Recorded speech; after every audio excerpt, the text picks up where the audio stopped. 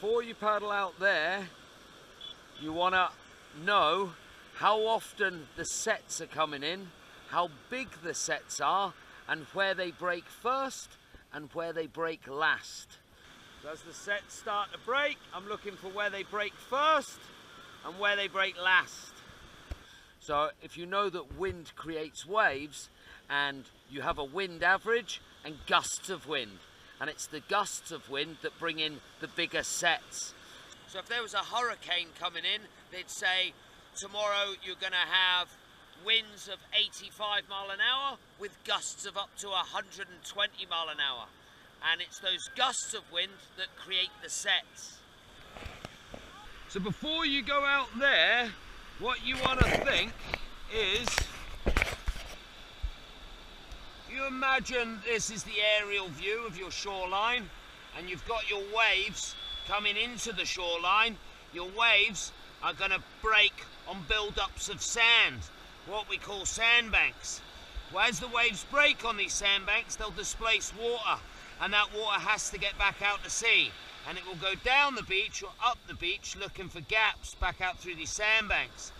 Now, when it comes to paddling out in the surf, one, you want to know how often the sets of waves are coming in, how big the sets are, and how many waves are in those sets.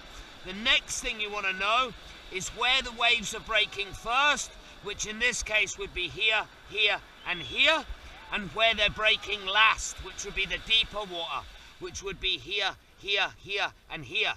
So when it comes to paddling out, chances are I'm going to want to paddle out in one of these channels to take myself nicely out. But I'm going to want to make sure the sets of waves have stopped breaking, so I've got more time to get out there before they come through. And I want to paddle out in the deeper water, so if a set does come in, it will break where I am last. I also want to pay attention to this longshore drift, because if I go in here, but the water's displacing down here, as I go in here, I might drift into front of the sandbank and get caught out by a wave. So I actually might find I want to go in here, and as I start to paddle, I get carried into this channel here. Or if the rip was going the other way, maybe I'd start to head in here, knowing that water's going to take me this way, and I paddle out here. But the key points are, how big are the sets of the waves when they come in? How often are they coming in? And how many waves are in the set?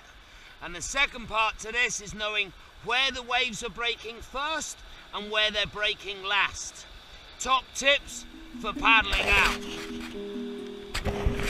Hope that made sense. Yeah!